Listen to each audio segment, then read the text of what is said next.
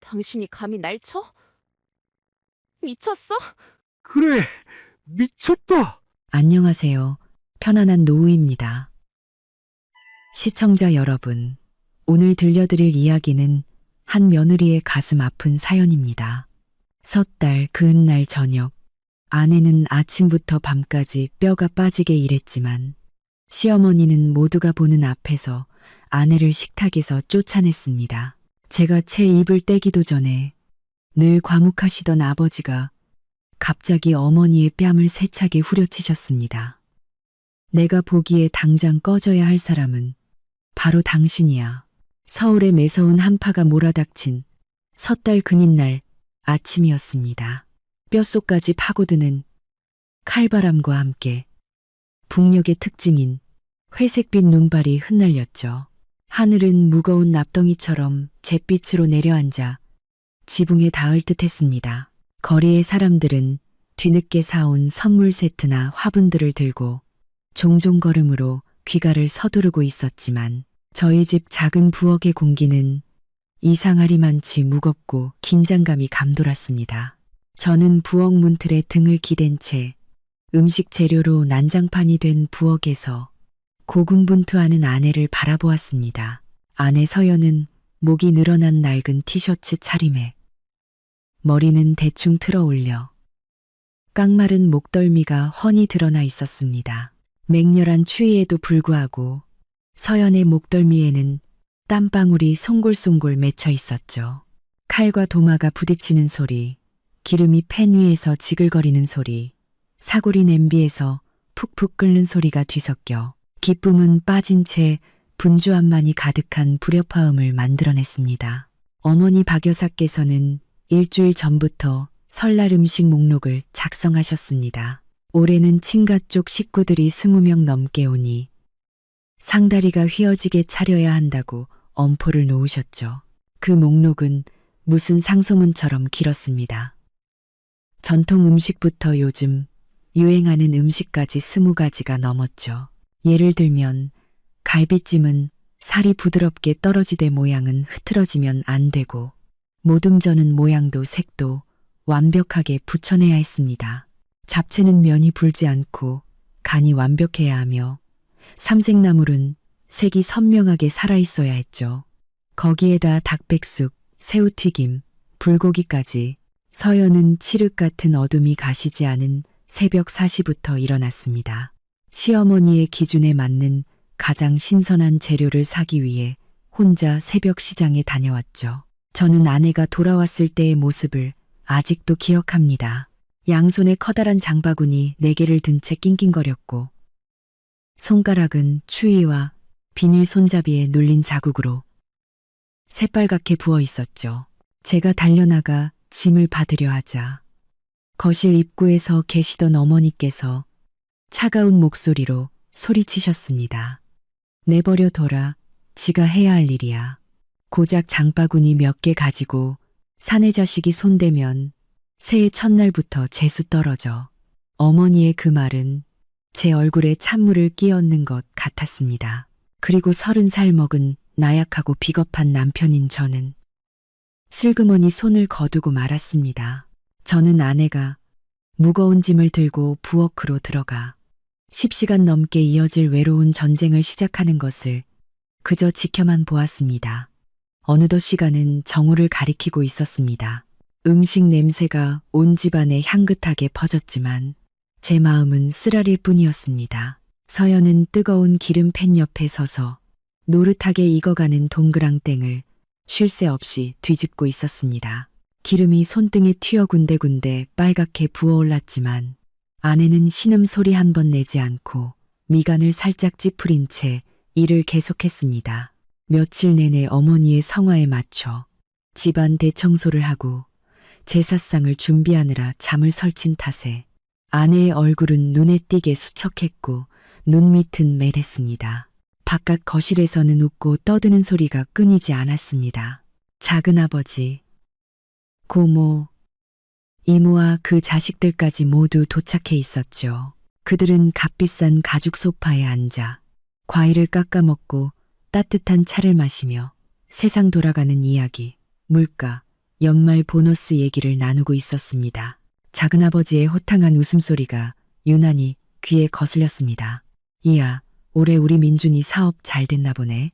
집안 꾸며놓은 것만 봐도 돈 좀 번 티가 나는데. 그런데 내 아내는 어디 있냐? 작은아버지, 고모 오셨는데 얼굴도 안 비치고 며느리라는 애가 부엌에만 처박혀 있으면 쓰나. 어머니가 특유의 까칠하고 날선 목소리로 대답하는 소리가 들렸습니다. 어이구, 작은아버님도 쟤한테 뭘 바라세요. 저런 시골뜨기는 부엌대기 일밖에 할 줄 아는 게 없어요. 세상 물정 아는 게 있어야 어른들하고 이야기가 되죠. 그냥 저기서 일이나 마치라고 하세요. 우리는 편하게 앉아 있으면 이따가 알아서 다 대령할 겁니다. 저는 서연을 쳐다봤습니다. 아내는 분명 모든 걸 들었을 겁니다. 아내의 가녀린 어깨가 미세하게 떨렸지만 손은 여전히 분주하게 삶은 닭을 접시에 담고 있었습니다. 아내는 황금빛 닭껍질 위에 정성껏 고명을 올리며 가장 예쁘게 보이도록 애썼습니다. 제가 다가가 그릇이라도 나르려고 하자 서연이 제 손을 밀어냈습니다. 목소리가 잔뜩 쉬어 있었죠. 오빠는 그냥 나가서 손님들하고 계세요. 여기 있지 말고요. 어머니 보시면 또 뭐라고 하실 거예요. 저 거의 다 했어요. 내가 좀 도울게. 이렇게 많은 걸 어떻게 너 혼자 다 해. 저는 남은 양심 한 조각이라도 지키려 애썼습니다. 제발요, 오빠. 그냥 나가요. 서연이 저를 올려다봤습니다. 눈가는 붉게 충혈되어 눈물이 그렁그렁했지만 억지로 참고 있었죠. 오빠가 손대면 어머니는 또 제가 게을러서 남편 부려먹는다고 하실 거예요. 전 이제 익숙해요. 그냥 있다가 조용히 밥 한 끼 먹을 수 있기만 하면 좋겠어요. 저는 그 눈빛 앞에서 얼어붙었습니다. 서연의 체념은 하루 이틀 만에 생긴 것이 아니었습니다. 그것은 지난 3년간의 며느리 살이 동안 쌓인 서름과 제 자신의 나약함이 만들어낸 결과물이었습니다. 저는 등을 돌려 부엌을 나왔고 아내를 자욱한 기름 연기와 고독 속에 홀로 남겨두었습니다. 무력감이 온몸의 세포 하나하나를 파고들었고 제 자신이 너무나 한심하게 느껴졌습니다. 거실은 자욱한 담배 연기로 가득했습니다. 아버지께서는 가장 구석진 소파 자리에 조용히 앉아 계셨습니다. 손에는 신문을 들고 계셨지만 눈은 허공의 한 점을 무심히 응시하고 있었죠. 아버지는 평생 과묵하신 분이었습니다. 그저 출퇴근하며 월급을 어머니께 가져다 주는 게 전부였죠. 집안의 크고 작은 모든 일은 어머니의 손에 의해 결정되었습니다. 아버지는 어머니가 서연을 대하는 방식, 심지어 자신을 대하는 방식에 대해서도 단 한 번도 개입한 적이 없으셨습니다. 아버지의 침묵은 때로는 어머니의 모진 구박보다 더 무섭게 느껴졌습니다. 어이 민준이, 이리 와서 작은아버지랑 새해맞이 술 한잔 해야지.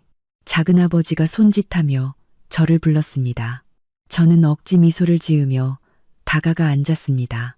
그 순간 제 머릿속은 온통 기름 자국이 묻은 아내의 손과 부엌에서 위태롭게 서 있던 아내의 모습으로 가득 차 있었습니다. 저는 잠시 후 이 집안의 거짓된 평화를 송두리째 날려버릴 거대한 폭풍이 몰아칠 것이라고는 상상조차 하지 못했습니다. 시계가 12시 30분을 가리키자 마침내 푸짐한 설날 음식이 차려지기 시작했습니다. 거실 중앙에는 커다란 원형 테이블 2개가 이어 붙여졌고 그 위에는 붉은색 봉황 무늬가 수놓인 화려한 테이블보가 깔렸습니다. 상위에는 누가 보더라도 요리한 사람의 솜씨에 감탄할 만한 진수성찬이 펼쳐졌습니다. 잘 익은 갈비찜의 달콤한 향이 모듬전의 고소한 냄새와 어우러지고 잡채에 들어간 후추의 알싸한 향이 온 집안에 퍼져 겨울날의 냉기를 몰아냈습니다. 행운을 상징하는 붉은 대추와 잣으로 장식된 약식이 먹음직스럽게 놓여 있었고 그 옆에는 파릇한 삼색나물과 통통한 새우튀김이 조화롭게 자리 잡고 있었습니다. 사람들이 식탁으로 우르르 몰려들었습니다. 의자 끄는 소리, 수저 부딪히는 소리가 요란하게 울렸죠. 모두가 맛있는 음식을 맛볼 생각에 들뜬 표정이었습니다. 어머니는 짙은 자두색 한복을 곱게 차려입고 목에는 반짝이는 진주 목걸이를 건 채 이리저리 오가며 사람들의 자리를 지정해 주셨습니다. 작은 아버님은 상석에 앉으세요. 민준이 아버지 옆에요. 고모는 여기 앉고 얘들은 저쪽 상으로 가서 널찍하게 앉아라. 저는 서연을 도와 마지막 음식들을 날랐습니다. 서연은 김이 모락모락, 나는 커다란 닭백숙 그릇을 들고 있었습니다. 아내는 조심스럽게 걸어와 테이블 중앙에 그릇을 내려놓으며 국물이 테이블보에 한 방울도 튀지 않도록 애썼습니다. 땀이 이마를 적셔 옆머리가 뺨에 달라붙어 있었죠. 아내는 안도의 한숨을 내쉬고는 손등으로 이마를 훔치고 빈자리를 찾았습니다. 제 옆에 의자 하나가 비어 있었습니다. 저는 의자를 빼주며 아내를 작게 불렀습니다. 서연아, 여기 앉아. 이제 일 다 끝났으니 밥 먹자. 서연이 힘없이 미소를 지으며 다가와 앉으려 했습니다. 10시간 넘게 쉬지 않고 일한 아내는 너무나 배고프고 지쳐 있었죠. 뱃속에서 작게 꼬르륵 소리가 났습니다. 아내는 당연히 자리에 앉아 자신의 노동의 결실을 맛볼 자격이 있었습니다. 하지만 아내의 엉덩이가 의자에 채 닿기도 전에 유리 위를 긁는 쇠붙이 소리처럼 날카로운 어머니의 목소리가 울려 퍼졌습니다. 누가 너더러 거기 앉으래. 당장 일어서. 시끄럽던 거실이 순간 찬물을 끼얹은 듯 조용해졌습니다. 서연은 용수철처럼 튀어오르듯 벌떡 일어섰고 얼굴은 새하얗게 질려 있었습니다. 어머니는 식탁 끝에 서서 허리에 손을 얹고 있었습니다. 날카롭게 그린 아이라인이 더욱 매서워 보였죠. 어머니는 며느리를 노려보며 손에 든 젓가락으로 서연의 얼굴을 가리키고는 이를 악물고 말했습니다. 내 꼴을 좀 봐라. 이게 사람 사는 꼴이니. 옷에서는 온통 기름 냄새가 진동하고 머리는 땀으로 축축하게 젖어서는 어디 감히 이 자리에 계신 어른들과 한 상에서 밥을 먹겠다고. 손님들은 다들 이렇게 곱게 차려입고 오셨는데 내 꼴을 좀 보라고. 이게 어디 파출부랑 다를 게 뭐냐. 어머니, 서연이 떨리는 입술로 간신히 입을 열었습니다. 제가 아침 내내 음식을 해서 다 같이 앉아서 해서는 무슨 해서. 어머니가 아내의 말을 거칠게 끊었습니다. 우리 집 규칙은 예나 지금이나 똑같아. 주방에서 음식 다 했으면 주방에 내려가서 먹는 거야. 손님들 다 드시고 남은 거 있으면 그거 먹고 어디서 며느리가 어른들하고 겸상을 하려고 들어. 윗사람, 아랫사람 구분하는 것도 못 배웠니? 저는 온몸의 피가 얼굴로 쏠리는 것을 느꼈습니다. 어머니가 엄격하신 분인 줄은 알았지만 한 해의 마지막 날 이렇게 많은 친척들 앞에서 이토록 잔인하게 굴 줄은 몰랐습니다. 저는 주위를 둘러보았습니다. 방금 전까지 음식 솜씨가 대단하다고 칭찬하던 작은 아버지, 고모, 이모들 이제는 모두 고개를 숙인 채 밥그릇만 쳐다보거나 제 시선을 피했습니다. 누구 하나 감이 나서는 사람이 없었죠. 그들은 어머니의 위세에 눌렸거나 혹은 그저 그 낡고 해로운 생각에 동조하고 있는 것이었습니다. 제가 용기를 내어 약간 떨리는 목소리로 말했습니다. 어머니, 오늘 설날이고 서연이도 하루 종일 고생했잖아요. 그냥 다 같이 앉아서 즐겁게 식사해요. 너는 조용히 못해. 어머니가 소리쳤습니다. 사내 자식이 뭘 안다고 아내 가르치는 일에 끼어들어. 내가 지금 이 집안의 규율을 가르치고 있는 거다. 내가 제 편 들면 너도 불효자식이야. 오냐오냐 하니까 기어오르잖아. 그리고는 서연을 향해 턱짓으로 부엌을 가리켰습니다. 당장 부엌으로 꺼져. 3번 말하게 하지 마. 사람들 밥맛 떨어지게 하지 말고. 서연의 눈에서 눈물이 왈칵 쏟아져 뺨을 타고 흘러내렸습니다. 아내는 흐느낌이 터져 나오지 않도록 입술을 피가 나도록 꽉 깨물었습니다. 굴욕감과 서러움이 아내를 집어삼켰죠. 아내는 제게 더 강력한 보호를 바라는 애원 섞인 눈빛을 보냈지만 비겁한 남편인 저는 여전히 그 자리에 얼어붙은 채 앉아 있었습니다. 식탁 아래로 꽉 쥔 두 주먹의 손톱이 살을 파고드는 고통이 느껴졌지만 감히 일어나 어머니께 맞설 용기가 없었습니다. 서연은 더 이상 저에게 기댈 수 없다는 것을 깨달았습니다. 아내는 고개를 숙인 채 죄송합니다 라고 작게 읊조리고는 부엌으로 황급히 달려갔습니다. 아내의 가녀린 등이 슬픔의 파도에 따라 가늘게 떨리고 있었습니다. 어머니가 차갑게 흥하고 콧방귀를 뀌고는 다시 손님들에게 싹싹하게 구는 소리가 들렸습니다. 자자. 여러분, 식기 전에 어서들 드세요. 저런 건 신경 쓰지 마세요. 버릇없는 시골뜨기는 저렇게 가르쳐야 사람이 돼요. 다시 수저 부딪히는 소리가 들리고 어색한 웃음소리가 오갔습니다. 하지만 제 입안의 갈비찜은 마치 밀랍을 씹는 것처럼 아무 맛도 느껴지지 않고 쓰기만 했습니다. 음식이 목구멍으로 넘어가지 않았습니다. 거대한 분노 덩어리가 목을 꽉 막고 있는 것 같았죠. 저는 어머니가 미웠지만 제 자신은 1000배, 10,000배 더 미웠습니다. 모두가 애써 즐거운 척했지만 식탁 위의 공기는 무겁게 가라앉았습니다. 잡담은 뚝뚝 끊겼습니다. 작은아버지는 전을 한 조각 집어 마시다며 칭찬했지만 눈은 자꾸 부엌 쪽을 힐끔거렸습니다. 그곳에서는 아주 작게 하지만 듣는 사람의 마음을 후벼 파는 듯한 흐느낌 소리가 새어나오고 있었죠. 아버지께서는 처음부터 끝까지 침묵을 지키고 계셨습니다. 수저에도 손을 대지 않으셨고 앞에 놓인 술잔은 가득 찬 그대로였습니다. 아버지는 허리를 꼿꼿이 세우고 두 손을 무릎 위에 올려놓으셨습니다. 고뇌에 찬 얼굴의 깊은 주름이 더욱 도드라져 보였죠. 아버지의 눈은 앞에 놓인 간장 종지를 뚫어져라 쳐다보고 있었습니다. 마치 아주 중대한 결심을 하고 있는 사람처럼 보였습니다. 어머니는 남편의 이상한 낌새를 전혀 눈치채지 못한 듯 했습니다. 어머니는 여전히 위험 있는 시어머니이자 규율을 바로 세우는 집안의 여주인 역할에 심취해 있었죠. 어머니는 나물을 한 젓가락 집어 작은아버지의 그릇에 놓아주며 입을 놀렸습니다.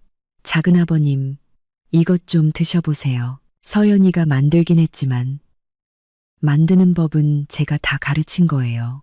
제가 없었으면 제가 어떻게 이런 맛을 내겠어요. 요즘 세상에 저처럼 며느리 하나하나 가르치는 시어머니 정말 드물다니까요. 그럼요. 형님은 최고시죠. 고모가 아첨하듯 맞장구를 쳤습니다. 우리 민준이가 몇 생을 닦아야 형님 아들로 태어났을까요? 서연이는 정말 시집 잘 온 거죠. 쥐뿔도 없다가 부잣집에 들어온 셈이잖아요. 바로 그때였습니다. 끼익 의자가 타일 바닥을 긁으며 뒤로 밀리는 날카로운 소리가 울려 퍼졌습니다. 모두가 깜짝 놀라 돌아보았습니다. 아버지가 일어서 계셨습니다. 아버지는 키가 크지 않고 약간 마른 체형이셨지만 그 순간만큼은 막 분출하려는 화산처럼 거대해 보였습니다. 아버지의 얼굴은 술 때문이 아니라 수십 년간 억눌러온 분노가 마침내 폭발 직전에 이른 탓에 시뻘겋게 달아올라 있었습니다. 두 주먹은 부들부들 떨리고 있었죠. 어머니가 놀라서 남편을 쳐다보며 까칠하게 물었습니다. 당신은 또 왜 그래요? 왜 갑자기 벌떡 일어나고 난리야. 식기 전에 어서 앉아서 식사나 해요. 아버지는 대답하지 않으셨습니다. 아버지는 천천히 식탁을 돌아 어머니를 향해 걸어갔습니다. 그 한 걸음 한 걸음이 마치 납덩이를 매단 것처럼 무거웠습니다. 방 안의 공기가 얼어붙는 것 같았죠. 저는 평생 과묵하기만 했던 아버지에게서 뿜어져 나오는 보이지 않는 압박감을 느낄 수 있었습니다. 아버지는 어머니 앞에 멈춰 섰습니다.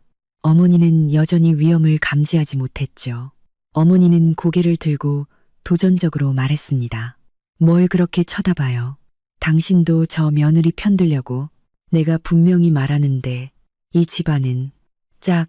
어머니의 말을 끊으며 메마른 파열음이 울려 퍼졌습니다. 온 집안이 죽은 듯이 고요해졌고 시간이 멈춘 것 같았습니다.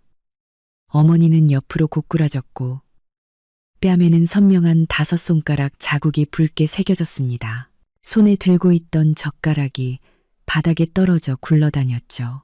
어머니는 뺨을 감싸준 채 방금 일어난 일을 도저히 믿을 수 없다는 듯 남편을 멍하니 쳐다보았습니다. 평생 아내에게 큰 소리 한 번 낸 적 없었던 분이 손찌검이라니요. 저와 친척들은 모두 경악하여 입을 벌린 채 숨조차 크게 쉬지 못했습니다. 아버지는 그 자리에 서 계셨습니다. 손은 여전히 떨리고 있었지만 눈은 분노의 불길로 이글거렸습니다. 아버지는 어머니의 얼굴을 똑바로 가리키며 더 이상 낮고 탁하지 않은 가슴 깊은 곳에서부터 울려나오는 우레와 같은 목소리로 외쳤습니다. 내가 보기에 이 식탁에서 당장 꺼져야 할 사람은 바로 당신이야.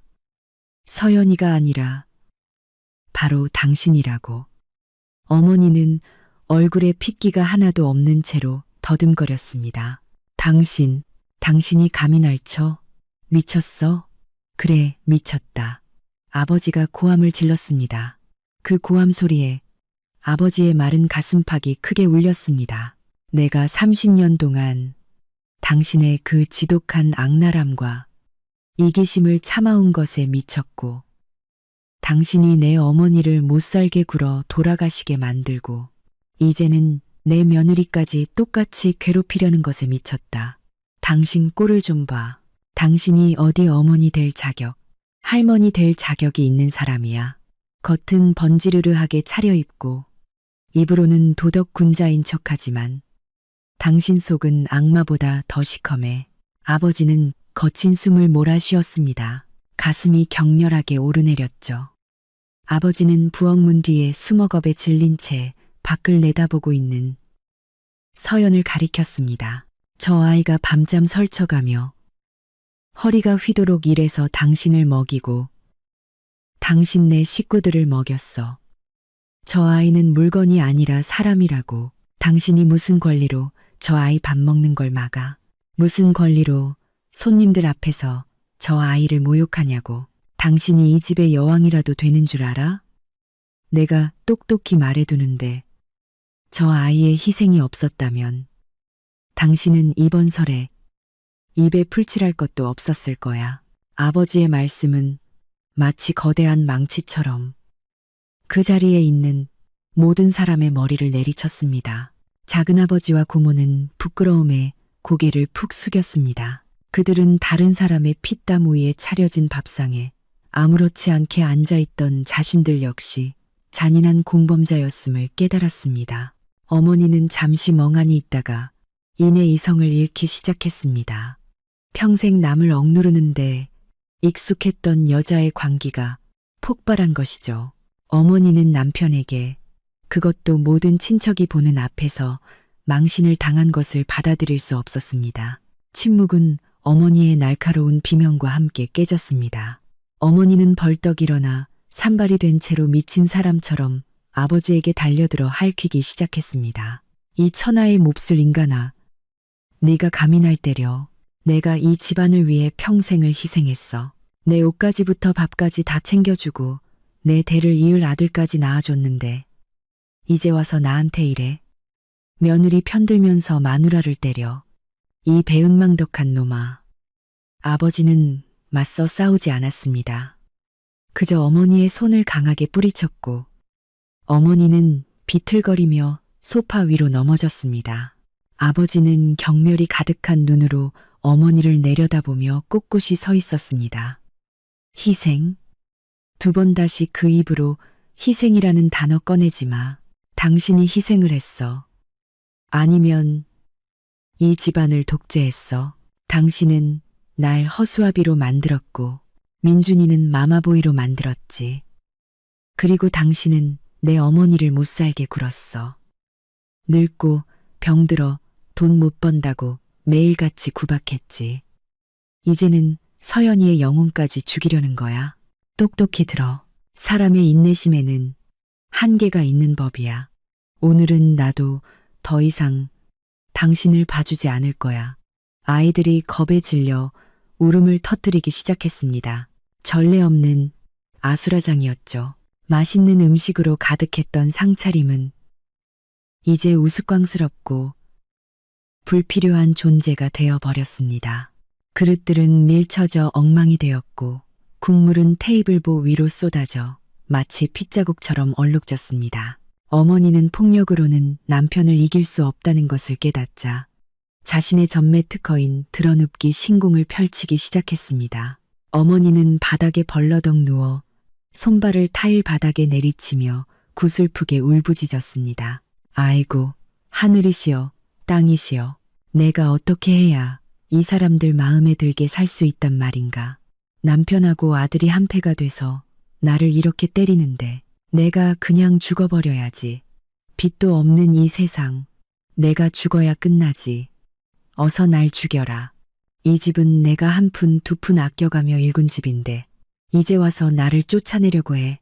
어머니는 울면서 자신의 공로를 늘어놓기 시작했습니다. 옛날에 자기가 뼈 빠지게 일해서 남편을 공부시켰다는 둥, 먹을 것 안 먹고 입을 것 안 입어가며 이 집을 장만했다는 둥, 어머니는 아주 먼 옛날 이야기까지 모두 꺼내어 자신을 피해자로 만들었습니다. 어머니는 일부러 더 크게 울어서 이웃들이 듣게 하려 했습니다. 그들이 와서 자신이 가정폭력을 당하는 장면을 목격하게 하려는 속셈이었죠. 친척들이 웅성거리기 시작했습니다. 아무리 그래도 피는 물보다 진하다고.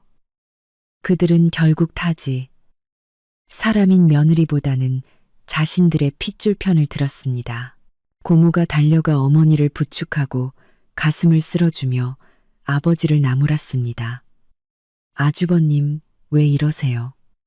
형님이 몇 마디 잘못했다고 해도 말로 잘 타일러야죠. 어떻게 자식들 앞에서 손찌검을 하세요? 형님은 연약한 여자인데 저렇게 때려서 혹시라도 잘못되면 평생 후회하실 거예요. 작은아버지도 일어나 도덕 군자처럼 말했습니다. 맞아요. 형님 너무 흥분하셨어요.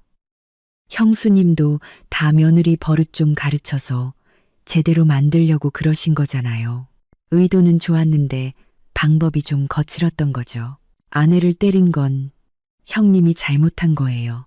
어서 형수님께 사과하고 집안 조용히 만드세요. 아버지는 냉소를 지었습니다. 그 웃음에는 비아냥과 씁쓸함이 가득했죠.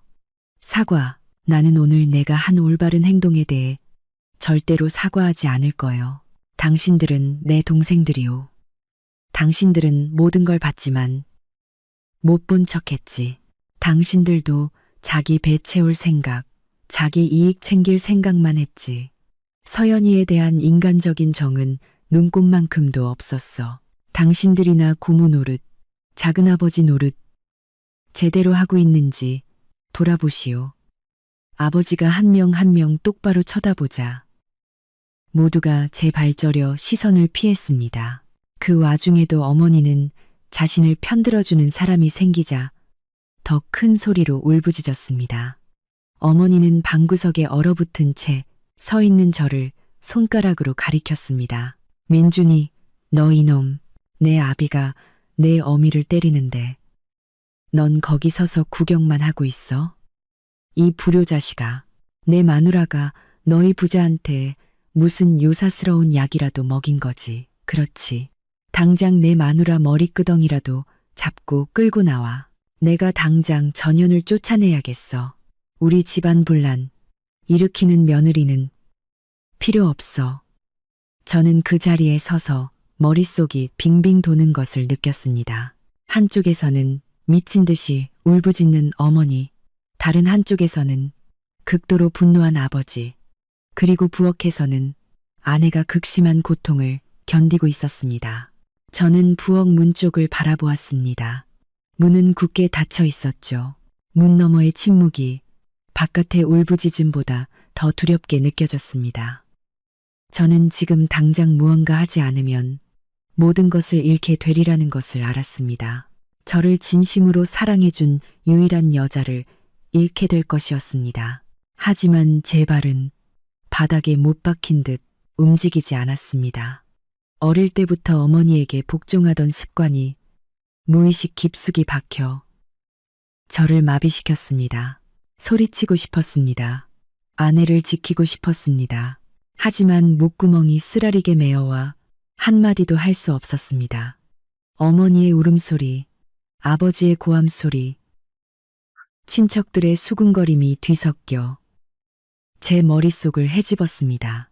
한 해 중 가장 기다렸던 섣달 근인날의 저녁 식사는 끔찍한 비극으로 변해버렸습니다. 그리고 이 비극은 곧 드러날 끔찍한 비밀들의 시작에 불과했습니다. 어머니가 구슬프게 울부짖고 친척들이 그 주위에 모여 위로하는 동안 저는 여전히 거실 한가운데에 못 박힌 듯 서 있었습니다. 제 시선은 굳게 닫힌 부엌 문에서 떨어질 줄 몰랐죠. 저는 서연이 그 안에 있다는 것을, 울고 있다는 것을 알았지만 감히 다가갈 용기가 없었습니다. 보이지 않는 공포가 제 발을 묶고 있었습니다. 갑자기 부엌 문이 벌컥 열렸습니다. 서연이 걸어 나왔습니다. 아내는 기름 냄새 배인 낡은 옷 대신 단정한 평상복으로 갈아입고 있었습니다. 손에는 작은 핸드백이 들려 있었죠. 서연의 얼굴에는 더 이상 평소와 같은 체념이나 두려움이 없었습니다. 대신 싸늘할 정도로 평온한 표정이 자리 잡고 있었죠. 뚜렷한 눈에는 눈물 한 방울 없었지만 그 깊은 곳에는 극도의 절망과 공허함이 가득했습니다. 서연은 거실에 아수라장을 마치 존재하지 않는 것처럼 지나쳤습니다. 시어머니도 시아버지도 그리고 저도 쳐다보지 않았습니다. 아내는 곧장 우리 부부의 침실로 향했습니다. 서연의 발걸음은 가벼웠지만 소란 속에서도 단호하게 울려 퍼졌습니다. 사람들은 잠시 말을 멈추고 아내를 쳐다보았습니다. 어머니는 서연이 지나가는 것을 보고 벌떡 일어나 소리쳤습니다. 너 어디가? 이 난장판을 만들어 놓고 도망가려는 거야? 거기 안 서. 서연이 멈춰 섰습니다. 아내는 고개를 돌려 시어머니를 보았습니다. 그 눈빛은 너무나 차가워서 어머니마저 움찔하게 만들 정도였죠. 쫓아내지 않으셔도 제가 알아서 나갈게요. 서연은 가볍지만 한 글자 한 글자 또렷하게 말했습니다. 그 말을 마친 아내는 침실로 들어가 문을 쾅 닫아버렸습니다. 문 잠그는 소리가 마치 우리 결혼 생활의 관뚜껑에 못을 박는 소리처럼 메마르게 울렸습니다. 저는 정신이 번쩍 들었습니다. 극심한 공포가 제 마음을 사로잡았죠. 저는 방문으로 달려가 미친 듯이 문을 두드렸습니다. 서연아, 문 좀 열어줘. 뭐 하는 거야? 문 열고 나랑 얘기 좀 해. 안에서는 아무런 대답도 들려오지 않았습니다.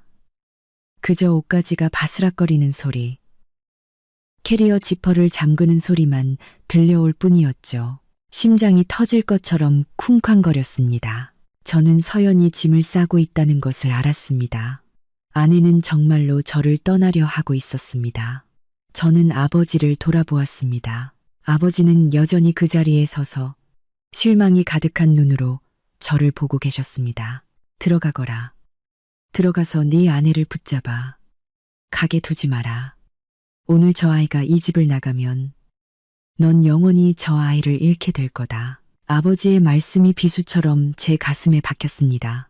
저는 계속 문을 두드리며 아내의 이름을 외쳤습니다. 서연아, 제발 가지마. 내가 잘못했어. 문 좀 열어줘. 하지만 돌아오는 것은 무서운 침묵뿐이었습니다. 저는 문에 머리를 기댄 채 눈물을 흘렸습니다. 오늘 아침 부엌에서 분주히 움직이던 서연의 모습, 추위에 빨갛게 부어있던 손, 어머니에게 꾸중을 들을 때 저를 바라보던 애원 섞인 눈빛이 떠올랐습니다. 내가 대체 무슨 짓을 한 걸까? 나는 내가 가장 사랑하는 여자가 극심한 모욕을 당하는 동안 그 어떤 보호 조치도 취하지 않았습니다. 저는 형편없는 남자이자 쓸모없는 남편이었습니다. 거실에서는 어머니가 다시 소리치기 시작했습니다. 그냥 가게 내버려둬. 저런 꼴 보기 싫으니까 가라고 해. 저렇게 버릇없는 며느리는 필요 없어. 내가 쟤를 붙잡으면 다시는 나를 엄마라고 부르지 마. 저는 확 돌아 어머니를 보았습니다. 태어나서 처음으로 저를 낳아준 사람의 목소리가 역겹게 느껴졌습니다. 어머니의 이기심과 악랄함이 이 가정을 박살냈지만 저는 아직 어머니의 얼굴에 대고 소리칠 용기가 없었습니다. 저는 그저 무력하게 서서 저와 서연을 가로막은 굳게 닫힌 방문만 바라볼 뿐이었습니다. 제가 방문 앞에서 넋을 잃고 서 있자 고모와 이모, 작은아버지가 몰려들었습니다. 그들은 제 고통이나 서연의 절망에는 관심이 없었습니다. 그들은 오직 자신들이 숭배하는 집안 체면과 가짜 위계 질서에만 관심이 있었죠. 고모가 제 팔을 잡아 끌며 달콤하지만 강압적인 목소리로 말했습니다. 민준아, 네가 아내를 잘 가르쳐야지. 어떻게 어머니한테 저런 태도를 보이게 해? 네 어머니가 화를 내신 것도 다 너희 잘 되라고 그러시는 거지. 어서 들어가서 서연이한테 어머니께 사과하라고 해. 부부싸움은 칼로 물베기라잖아. 누가 섣달 그날에 집을 나가니. 남들이 보면 흉봐. 작은아버지는 제 어깨를 툭 치며 어른 행세를 했습니다. 맞아, 조카. 자식된 도리로 효도가 으뜸이야. 어머니가 틀린 말씀을 하셔도 들어야 하는 법인데 하물며 맞는 말씀을 하셨겠지. 며느리라는 애가 감히 시어머니한테 눈을 부릅뜨는 건 절대 안 될 일이야. 네가 단호하게 나가야 해. 남자는 집안의 기둥인데 아내가 머리 꼭대기에 올라앉게 둬선 안 돼. 네가 그렇게 유약하게 굴면 집안 망하는 거야. 이모가 까칠한 목소리로 거들었습니다. 솔직히 말해서 서연이가 네가 하도 오냐오냐 해주니까 버릇이 나빠진 거야. 옛말에 며느리는 손님처럼 대하라는 말이 하나도 틀린 게 없어. 네가 너무 잘해주니까 시댁을 우습게 아는 거잖아. 지금 당장 재 끌고 나와서 형님 앞에 무릎 꿇고 사과하게 해. 그래야 형님이 용서해 주실지도 몰라. 어디 집 나가는 며느리를 누가 받아주겠어. 그 말들은 마치 바늘처럼 제 귀를 찔렀습니다. 그들은 마치 서연이 죄인이고 어머니가 성인인 것처럼 말했죠. 그들은 서연이 흘린 땀과 눈물을 보지 못했습니다.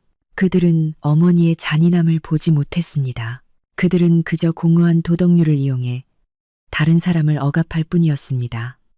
저는 귀를 막고 그들에게 조용히 하라고 소리치고 싶었습니다. 하지만 뼛속까지 박힌 인내의 습관은 저를 그저 고개 숙인 채 침묵하게 만들었습니다. 아버지는 방구석에 서서 떠들어대는 친척들을 보며 냉소했습니다. 고모, 작은아버지, 말씀들 참 잘하시네요.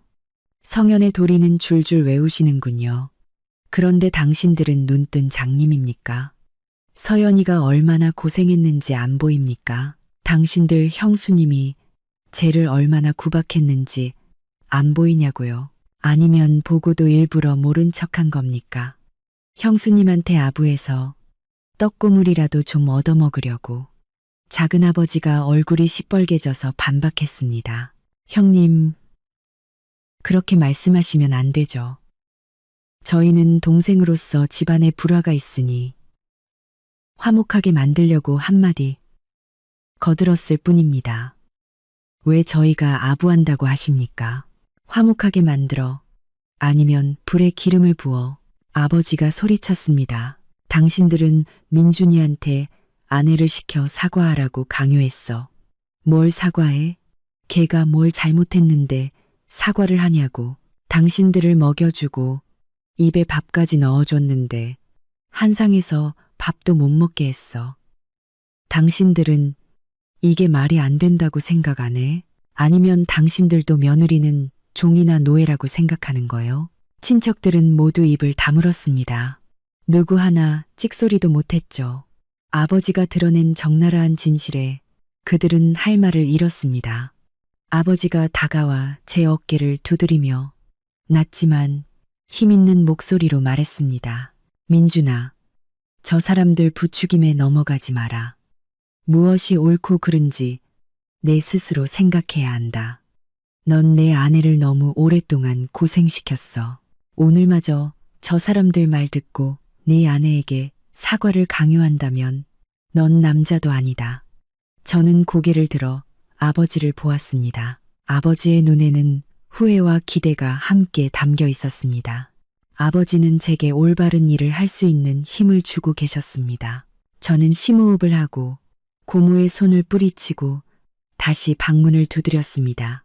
이번에는 더 강하고 단호하게 서연아, 문 열어. 너랑 할 얘기가 있어. 마침내 방문이 열렸습니다. 서연은 이미 잠겨진 캐리어 옆에 서 있었습니다. 몸에는 아까 그 단정한 옷을 입고 있었고 옆에는 두꺼운 패딩 점퍼가 놓여 있었죠. 손에는 얇은 서류철을 들고 있었습니다. 저는 방으로 들어가 문을 닫아 시끄럽고 혼란스러운 바깥과 우리 부부만의 공간을 분리했습니다. 우리가 3년 동안 함께 살았던 익숙한 방이 갑자기 낯설고 차갑게 느껴졌습니다. 서연은 침대 끝에 앉아 두 손을 무릎 위에 모았습니다. 아내는 더 이상 울지 않았지만 얼굴은 핏기 하나 없이 하얗게 질려 있었습니다. 민준 씨, 서연이 입을 열었습니다. 목소리는 무서울 정도로 평온했습니다. 우리 이혼해요. 저는 마치 벼락을 맞은 것처럼 얼어붙었습니다. 어느 정도 예상은 했지만 아내의 입에서 직접 그 말을 듣자 온 세상이 무너지는 것 같았습니다. 무슨 소리야? 서연아, 왜 갑자기 이혼이야? 무슨 일이든 해결할 수 있잖아. 오늘 어머니가 심하셨던 거 알아. 너 속상한 것도 알아. 하지만 그렇게 성급하게 결정하지 마. 우리 아직 사랑하잖아. 서연이 씁쓸하게 웃었습니다. 사랑? 당신 사랑이 날 지켜줄 수 있었어요? 당신 사랑이 시어머니의 학대에서 날 구해줬나요? 아니면 그 사랑이라는 게 그저 침묵, 나약함, 그리고 공허한 약속뿐이었나요? 아내는 서류철에서 이미 서명이 끝난 이혼 서류를 꺼내 테이블 위에 올려놓았습니다. 이 서류, 지난달에 써뒀어요. 설 지나고 말하려고 했어요. 마지막 설이라도 즐겁게 보내고 싶었거든요. 하지만 오늘 저는 더 이상 참을 수가 없게 됐어요. 이제 한계예요. 민준 씨. 저는 달려가 서연 앞에 무릎을 꿇고 아내의 차가운 손을 잡았습니다. 미안해. 정말 1000번 만번 미안해. 내가 변할게. 다시는 어머니가 너 힘들게 하지 못하게 할게. 제발 한 번만 더 기회를 줘. 서연아, 날 버리지 마. 서연은 부드럽지만 단호하게 손을 뺐습니다. 아내는 제 눈을 똑바로 쳐다보았습니다. 그 눈에는 깊은 실망감이 가득했죠. 그 말, 지금까지 몇 번이나 했는지 기억해요? 내가 울 때마다, 어머니한테 혼날 때마다 당신은 미안하다고, 변하겠다고 약속했어요. 하지만 결국 똑같았잖아요. 당신은 여전히 어머니를 무서워하고, 어머니 말이라면 뭐든지 들었죠. 내가 모욕당하는 걸 보면서도 당신은 그저 지켜보기만 했어요. 제가 결혼한 건 기쁨과 슬픔을 함께 나눌 든든한 버팀목을 원해서였지. 시댁 식구들한테 혼자 맞서 싸우게 내버려 두는 허수아비 남편을 원한 게 아니었어요. 아내는 일어나 캐리어를 잡았습니다. 저 너무 지쳤어요. 민준 씨. 지난 3년 동안 이 집에서 감옥처럼 살았어요. 진짜 제 모습으로 살 수 없었어요. 늘 시어머니 눈치를 보며 살아야 했죠. 시어머니가 좋아하는 음식을 먹고 시어머니가 시키는 일을 해야 했어요. 자유도, 자존심도 다 잃었어요. 이 지옥 같은 삶, 단 하루도 더 살고 싶지 않아요. 저는 아내의 다리를 붙잡고 울며 애원했습니다. 서연아, 제발. 내가 비겁하고 쓸모없는 놈인 거 알아. 하지만 널 사랑하는 마음만은 진심이야. 네가 떠나면 난 어떻게 살아. 우리가 함께한 세월을 생각해서라도 제발, 제발 여기 있어줘. 서연이 저를 내려다보았습니다. 아내의 눈에는 연민과 경멸이 섞여 있었습니다. 함께한 세월이요? 그 말을 하면서 부끄럽지도 않아요. 내가 아팠을 때 당신 어디 있었어요? 내가 임신해서 입덧으로 고생할 때 당신 뭐 했어요? 내가 산후조리할 때 시어머니가 날 못살게 굴었는데 당신은 알기나 했어요. 당신은 그저 어머니는 다 너 잘되라고 그러시는 거야 라고 말할 뿐이었죠. 당신 한 번이라도 내가 정말 괜찮은지 아니면 고통스러운지 물어본 적 있어요? 아내는 제 손을 뿌리치고 문 쪽으로 걸어갔습니다. 저 갈게요. 서류에 서명했어요. 당신도 서명하고 법원에 제출해요. 재산은 아무것도 필요 없어요. 저는 그냥 자유가 필요할 뿐이에요. 서연은 캐리어를 끌고 문가로 가더니 방구석에 주저앉아 무릎에 얼굴을 묻고 흐느끼기 시작했습니다.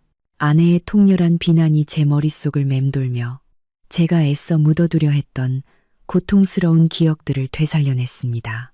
서연의 말은 제 기억의 문을 활짝 열어 우리 결혼 생활의 가장 어두웠던 시절로 저를 데려갔습니다. 2년 전 서연이 우리의 첫 아이를 임신했을 때였죠. 아빠가 된다는 기쁨이 채가 시기도 전에 서연의 끔찍한 입덧이 시작되었습니다. 서연은 정말 심하게 입덧을 했습니다. 무엇을 먹든 다 토해냈고 몸은 바싹 말라갔죠. 아내는 새콤한 음식, 김치말이 국수나 냉면처럼 담백하고 시원한 음식을 먹고 싶어 했습니다. 어느 날 오후 퇴근하고 집에 와보니 서연이 부엌에 몰래 앉아 동네 분식집에서 사온 김치말이 국수를 먹고 있었습니다. 아내는 정말 맛있게 먹었고 얼굴이 환해졌죠. 몇 주 만에 처음으로 아내가 무언가를 토하지 않고 먹는 모습이었습니다. 하지만 그 짧은 기쁨도 잠시 운동을 마치고 돌아온 어머니가 그 광경을 목격했습니다. 어머니는 달려들어 서연의 손에 들린 그릇을 바닥으로 내동댕이 쳤습니다. 시뻘건 국물이 사방으로 튀어 아내의 옷과 바닥을 더럽혔죠. 너 지금 뭐 하는 짓이야? 어머니가 소리쳤습니다. 누가 이런 길거리 불량식품을 사 먹으라고 했어. 내 손주를 죽일 셈이야. 서연은 겁에 질려 몸을 웅크렸고 눈에는 눈물이 그렁그렁했습니다. 어머니, 제가 너무 먹고 싶어서 밥은 도저히 못 먹겠어서 조금만 먹으려고 했어요. 먹고 싶어도 참아야지. 어머니가 눈을 부릅떴습니다. 길거리 음식은 전부 화학조미료 덩어리야. 그거 먹고 애가 기형아로 태어나면 어쩔래. 엄마라는 사람이 애 생각은 안 하고 지 입만 챙겨. 어머니는 서연을 일으켜 거실로 끌고 갔습니다. 그곳에는 어머니가 아침부터 푹 꼬아놓은 사골국이 있었죠. 뽀얀 국물 위에는 기름이 겹겹이 떠 있어 보기만 해도 속이 느글거렸습니다. 앉아서 이 국 다 마셔. 이거 먹어야 뼈도 튼튼해지고 내 손주도 건강해져. 다 안 마시면 혼날 줄 알아. 서연은 사골국을 보고 얼굴이 새하얗게 질렸습니다. 메스꺼움이 다시 목구멍까지 차올랐죠. 아내는 고개를 절레절레 저었습니다. 어머니, 제발요. 저 이거 못 먹어요. 기름진 것만 보면 속이 울렁거려요. 울렁거려도 삼켜. 어머니는 숟가락을 서연의 입에 억지로 밀어 넣었습니다. 몸에 좋은 약은 입에 쓴 법이야. 먹다 보면 익숙해져. 저는 그 광경을 지켜보며 가슴이 찢어지는 듯 했지만 감히 말리지 못했습니다. 어머니가 화를 내실까봐 아내 편든다고 하실까봐 두려웠습니다. 저는 다가가 서연의 어깨를 두드리며 작게 말했습니다. 서연아, 그냥 조금만 먹어. 어머니 기분 좋게 해드리자. 다 우리 아기 생각해서 그러시는 거잖아. 서연은 절망적인 눈으로 저를 쳐다봤습니다. 아내는 눈을 질끈 감고 기름진 국물을 삼켰지만 위는 즉시 격렬하게 반발했습니다. 아내는 입을 막고 화장실로 달려가 모든 것을 토해냈습니다.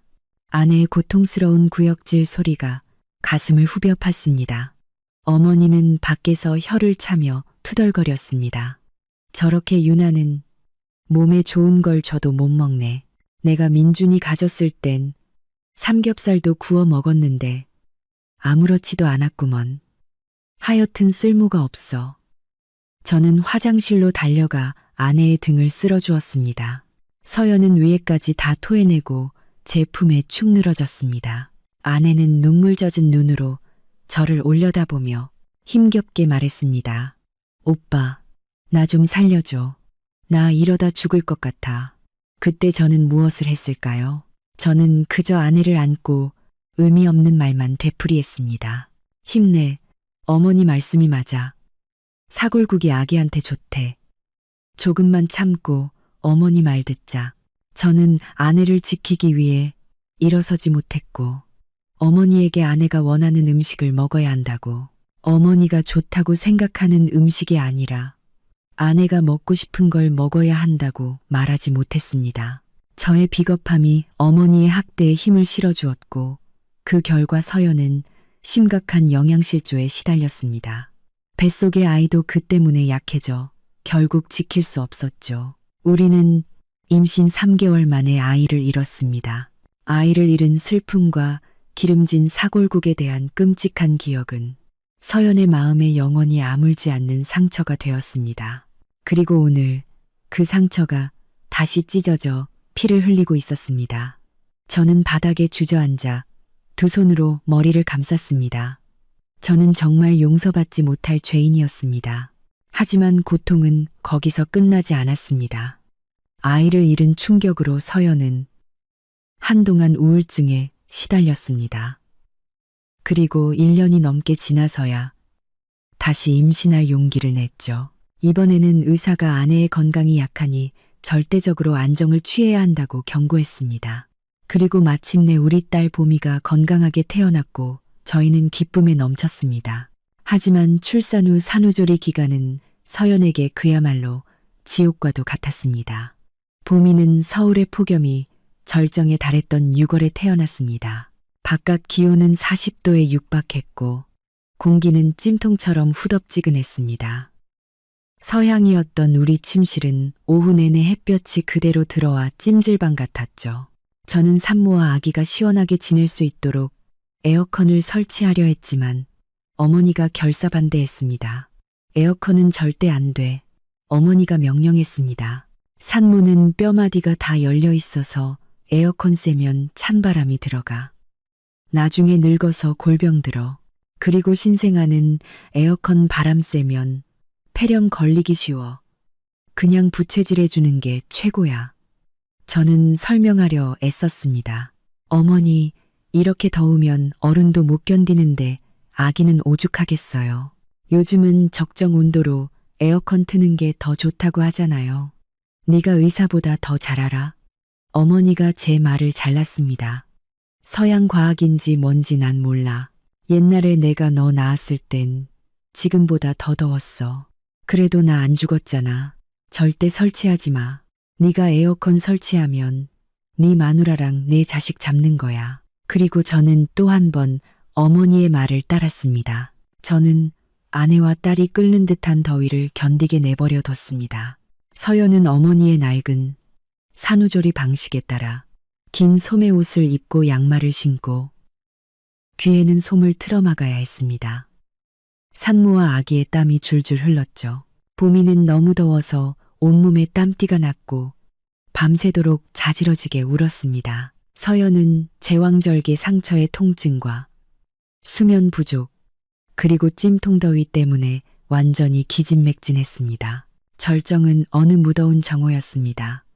어머니는 서연에게 숯불을 쬐어야 한다고 했습니다. 어머니는 숯불 화로를 가져와 침대 밑에 두고 자궁 수축에 좋다며 불을 피웠습니다. 서연이 애원했습니다. 어머니, 너무 더워요. 숨을 쉴 수가 없어요. 숯불 좀 치워주세요. 어머니는 거실에서 태연하게 부채질을 하며 말했습니다. 참아, 다 너 좋으라고 하는 거지. 누구 좋으라고 하는 줄 알아. 여자는 산후조리 잘못하면 평생 후회해. 작은 방은 숯연기로 자욱했고 온도는 끔찍할 정도로 치솟았습니다. 서연은 머리가 핑 돌고 가슴이 답답해 숨쉬기 어려웠습니다. 아내는 도움을 요청하기 위해 문 쪽으로 기어갔지만 문고리를 잡기도 전에 바닥에 쓰러져 의식을 잃었습니다. 제가 퇴근하고 돌아와 바닥에 쓰러진 아내와 그 옆에서 자지러지게 우는 딸을 발견하고서야 허둥지둥 아내를 응급실로 데려갔습니다. 의사는 저의 무지함이 아내를 죽일 뻔했다며 저를 호되게 꾸짖었습니다. 서연은 열사병과 가벼운 일산화탄소 중독 증세를 보였습니다. 병원에서 깨어난 서연이 저를 보고 처음 한 말은 원망이 아니라 힘없는 애원이었습니다. 오빠, 나 친정에 보내줘.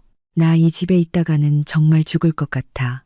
하지만 병문안을 온 어머니는 여전히 자신의 잘못을 인정하지 않았습니다. 어머니는 입을 삐죽이며 말했죠. 제 몸이 약해서 그런 거지. 숯불 때문에 그런 게 아니야. 옛날 어른들은 다 그렇게 했어. 그 냉담하고 무심한 태도는 서연의 마음에 깊이 새겨져 결코 풀 수 없는 한이 되었습니다. 그리고 오늘 아내가 떠나기로 결심했을 때 저는 그것이 아내가 오랫동안 갈망해왔던 해방이라는 것을 깨달았습니다. 전화벨 소리가 울리며 저의 고통스러운 회상을 끊었습니다. 저는 깜짝 놀라 화면을 보았습니다. 아버지의 형, 즉 큰아버지의 번호였습니다. 저는 잠시 망설이다 전화를 받았습니다. 수화기 너머로 큰아버지의 호령 같은 목소리가 들려왔습니다. 민준이냐? 너 지금 집에서 뭐 하는 짓이야? 내가 작은아버지랑 고모한테 전화 받고 다 들었다. 내 마누라가 집안을 이렇게 발칵 뒤집어 놓게 놔둬. 네가 이 집안의 가풍을 뭐라고 생각하는 거야. 저는 심호흡을 하며 겨우 평정심을 유지했습니다. 큰아버지, 저희 집안일은 저희가 알아서 해결하겠습니다. 해결은 무슨 해결? 큰아버지가 소리쳤습니다. 네가 집안의 가장이라는 놈이 그렇게 나약해서 마누라가 네 어미 머리 꼭대기에 올라앉게 만들어. 내가 너한테 명령한다. 내일 설날 아침에 당장 네 마누라 데리고 큰 집으로 와서 조상님께 사죄하고 집에 가서는 네 어머니께 무릎 꿇고 사죄해. 만약 그렇게 못하면 내 이름 족보에서 파버릴 줄 알아. 우리 집안은 저렇게 버르장머리 없는 며느리는 받아줄 수 없어. 제가 대답할 틈도 주지 않고 큰아버지는 전화를 뚝 끊었습니다. 그 후로 사촌 형제들에게서 수많은 메시지와 전화가 쏟아졌습니다. 휴대폰이 터질 것처럼 진동했죠. 민준아, 내 아내 좀 어떻게 해봐. 온 집안이 난리 났어. 너 어리석게 마누라 말 듣지 마라. 어머니 늙으셨는데 조금 맞춰드리는 게 뭐 어렵다고. 아내는 갈아치우면 그만이지만 부모는 영원한 거야. 네가 어머니 버리고 아내 따르면 천하의 불효자식이 되는 거야. 그 말들은 사방에서 날아오는 독화살 같았습니다. 그들은 혈연과 도리를 명분으로 다른 사람을 억압하고 통제하고 상처 입혔습니다. 그들은 단 한 번도 제 아내의 입장이 되어 본 적 없고 아내의 고통을 이해하려 하지 않으면서 다른 사람의 인생을 멋대로 판단하고 결정할 권리가 있다고 생각했습니다. 저는 손에 든 휴대폰을 보며 역겨움을 느꼈습니다. 이른바 가족이라는 것은 사실 낡아빠진 봉건적인 사상으로 약한 사람들을 봐자매는 쇠사슬에 불과했습니다. 저는 서연의 절망적인 눈빛을 떠올렸습니다. 아버지의 말씀도 떠올랐습니다. 무엇이 옳고 그른지 네 스스로 생각해야 한다. 저는 결심했습니다. 휴대폰 전원을 끄고 유심칩을 빼서 침대 위로 던져버렸습니다. 마음속에 작은 해방감이 피어올랐습니다. 태어나서 처음으로 저는 그 억압적인 세상과의 연결을 끊을 용기를 냈습니다. 저는 더 이상 그 어떤 공허한 설교도 듣고 싶지 않았습니다. 너무 늦기 전에 저의 작은 가정을 지켜야 했습니다. 저는 베란다로 나갔습니다. 하늘은 이미 완전히 어두워졌고 노란 가로등 불빛에 앙상한 나뭇가지를 비추고 있었습니다. 차가운 바람이 얼굴을 때려 정신이 번쩍 들었습니다. 아버지가 그곳에 서서 담배에 불을 붙이고 계셨습니다. 어둠 속에서 붉은 담뱃불이 외로운 눈동자처럼 깜빡였습니다. 아버지는 길게 담배를 빨아들인 후 허공으로 연기를 뿜어냈습니다. 담배 연기는 차가운 바람에 금세 흩어졌죠. 아버지는 돌아보지 않았지만 제가 뒤에 서 있다는 것을 아는 듯 했습니다. 전화 껐느냐? 아버지가 낮은 목소리로 물었습니다. 네, 아버지. 더 이상 듣고 싶지 않아서요. 제가 대답하며 아버지 곁으로 다가가 섰습니다. 아버지는 작게 고개를 끄덕였습니다. 잘했다. 들어봤자 귀만 더러워지지. 그들이 우리 인생 대신 살아주는 것도 아니잖니. 아버지는 담배를 한 모금 더 빨고는 저를 돌아보았습니다. 희미한 불빛 속에서 저는 아버지의 눈이 붉게 충혈되고 눈물이 고여 있는 것을 보았습니다. 아버지가 우는 것은 처음 보는 것이었습니다. 민준아, 아버지가 목이 맨 목소리로 이야기를 시작했습니다. 내가 오늘 왜 네 어머니를 때렸는지 아느냐? 단순히 서연이 때문만은 아니다. 내 할머니의 옛 모습이 바로 이 집에서 되풀이되는 것을 보았기 때문이다. 저는 심장이 조여오는 것을 느끼며 조용히 들었습니다. 옛날에 내 할머니도 지금의 서연이처럼 고된 시집살이를 했다. 내 어머니는 영화에 나오는 악독한 시어머니들보다 더하면 더했지. 덜하지는 않았어. 내 할머니는 순하고 모든 걸 감내하는 분이셨지. 아침부터 밤까지 뼈 빠지게 일했지만 밥상에 겸상도 못했어. 내 어머니는 할머니를 마룻바닥에 앉아 찬밥 덩어리를 먹게 했지. 할머니가 아파도 병원 한 번 못 갔어. 내 어머니가 돈 아깝다고 해서. 아버지는 잠시 말을 멈추고 고통스러운 한숨을 삼켰습니다. 그때에 나도 지금의 너처럼 나약하고 비겁했다. 아내가 무서웠고 가정이 깨지는 게 두려워서 침묵했지. 내 어머니가 고통받는 걸 그냥 내버려 뒀어. 결국 내 할머니가 돌아가실 때 눈을 감지 못하셨다. 억울함과 한을 품고 돌아가셨지. 임종 직전에 그 눈빛이 수십 년 동안 나를 괴롭혔다. 아버지는 쇠난간을 꽉 잡았습니다. 핏줄이 선 손등이 울퉁불퉁 솟아올랐습니다. 나는 평생을 후회하며 살았다. 아들아, 나는 불효자식이었고 네가 나와 같은 전철을 밟게 하고 싶지 않다. 서연이는 좋은 아이야. 너를 진심으로 사랑해주지. 네가 저 아이를 지켜주지 못한다면 넌 남자로 살 자격이 없다. 그리고 너는 나처럼 남은 평생을 죄책감과 후회 속에서 살게 될 거다. 아버지는 담배꽁초를 바닥에 던지고 구두발로 비벼 껐습니다. 내 어머니는 아나무인으로 사는 게 버릇이 됐어.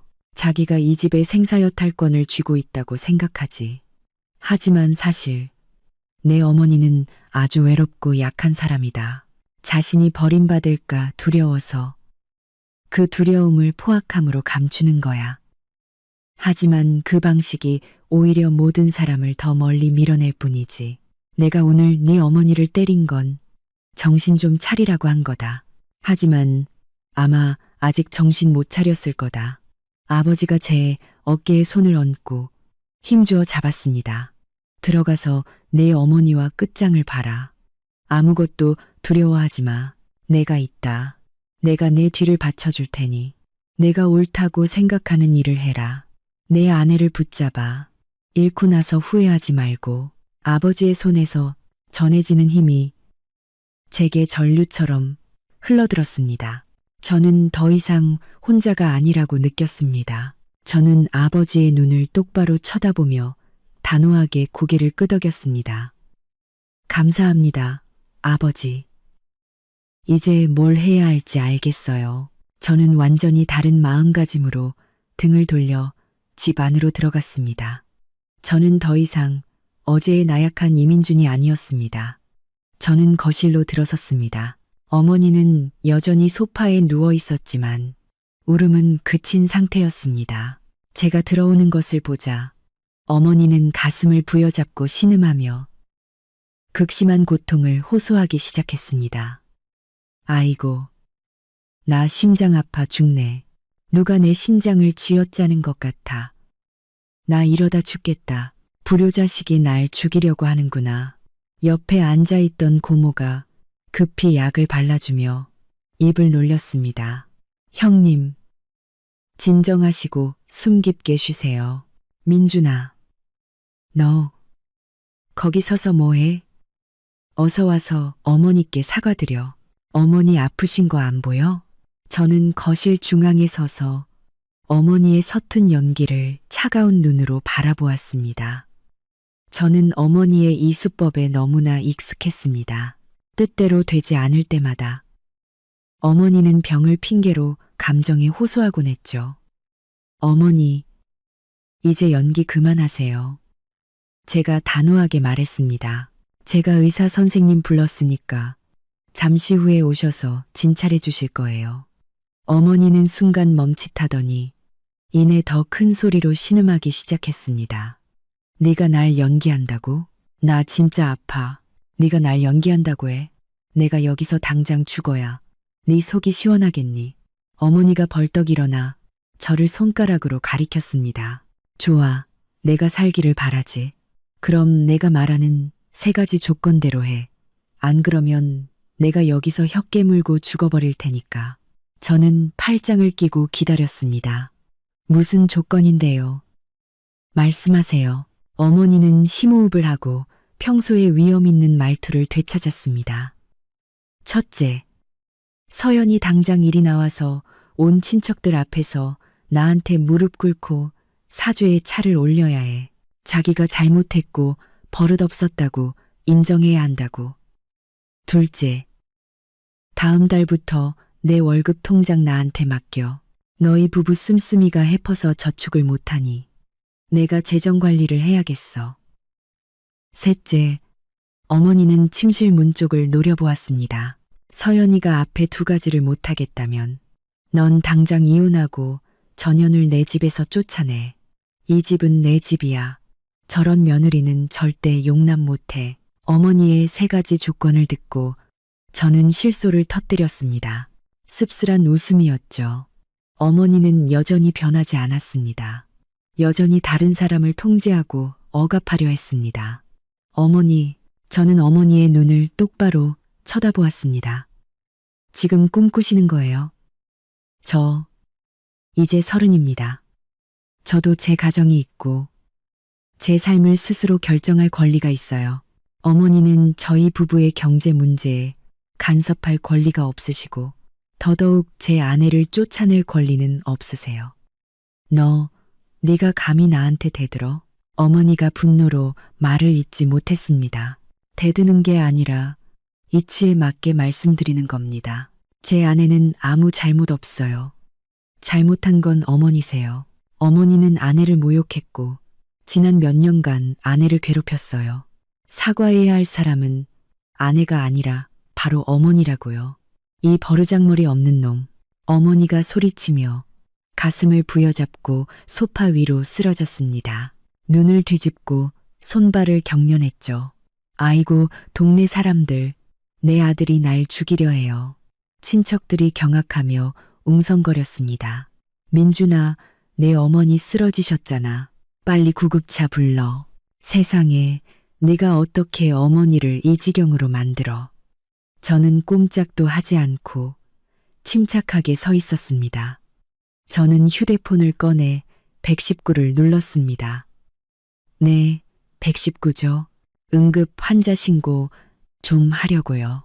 주소는 X동 10번지 5호입니다. 네, 저희 어머니가 심장마비가 오셨거나 혹은 심장마비인 척 연기하고 계십니다. 빨리 좀 와주세요. 저는 휴대폰을 주머니에 넣고 실눈을 떠 제 반응을 살피는 어머니를 보았습니다. 제가 그렇게 침착한 것을 보자 어머니는 급히 눈을 감고 계속 신음했습니다. 하지만 어머니는 자신의 연극이 가장 비참한 방식으로 막을 내리리라는 것을 모르고 계셨습니다. 저는 더 이상 어머니에게 휘둘리지 않을 작정이었습니다. 15분 후 구급차 사이렌 소리가 골목의 정적을 깨며 요란하게 울려 퍼졌습니다. 이웃들이 호기심에 찬 얼굴로 뛰쳐나와 구경했습니다. 그들은 저희 집을 손가락질하며 수군거렸죠. 그 호기심 어린 시선들이 집안의 공기를 더욱 답답하게 만들었습니다. 흰 가운을 입은 구급대원들이 들것과 의료 장비를 들고 빠르게 집으로 들어왔습니다. 어머니는 의사가 온 것을 보고 더욱 실감나게 연기하기 시작했습니다. 어머니는 축 늘어져 눈을 꼭 감고 손발을 떨며 입에는 거품까지 물어 정말 무서워 보였습니다. 친척들은 옆으로 비켜서서 구급대원들이 일할 공간을 만들어 주었죠. 안경을 쓴 중년의 의사가 어머니에게 다가왔습니다. 그는 어머니의 목에 손을 대 맥박을 짚고 청진기를 가슴에 대보았습니다. 한참 동안 꼼꼼히 진찰한 그는 혈압계를 보고 미간을 찌푸리더니 의심스러운 눈초리로 어머니를 쳐다보았습니다. 어머님, 제 말 들리세요? 의사가 크게 물었습니다. 어머니는 여전히 혼수 상태인 척 미동도 하지 않았습니다. 의사가 저를 돌아보며 진지하게 물었습니다. 보호자분, 맞으시죠? 어머님께서 심장병이나 혈압 관련 병력이 있으셨나요? 아니요. 제가 단호하게 대답했습니다. 저희 어머니 아주 건강하십니다. 오늘 아침에도 온 집안이 떠나가라 소리 지르셨는걸요. 의사는 고개를 끄덕이고는 함께 온 간호사에게 가장 강력한 강심제 주사를 준비하라고 지시했습니다. 이 주사는 통증이 심하고 아나필락시스 쇼크를 유발할 수도 있지만 위급 상황이니 어쩔 수 없습니다. 주사 통증과 쇼크라는 두 단어를 듣자마자 어머니는 깜짝 놀라 눈을 번쩍 뜨고 용수철처럼 벌떡 일어났습니다. 주사 놓지 마세요. 저 괜찮아요. 다 나았어요. 어머니는 얼굴에 핏기 하나 없는 채로 손사래를 쳤습니다. 거실에 있던 모든 사람이 경악했습니다. 방금 전까지 혼수 상태로 누워있던 사람이 저렇게 멀쩡하게 일어나 말을 하다니요. 의사가 어머니를 보며 피 굳고는 청진기를 뺐습니다. 그럴 줄 알았습니다.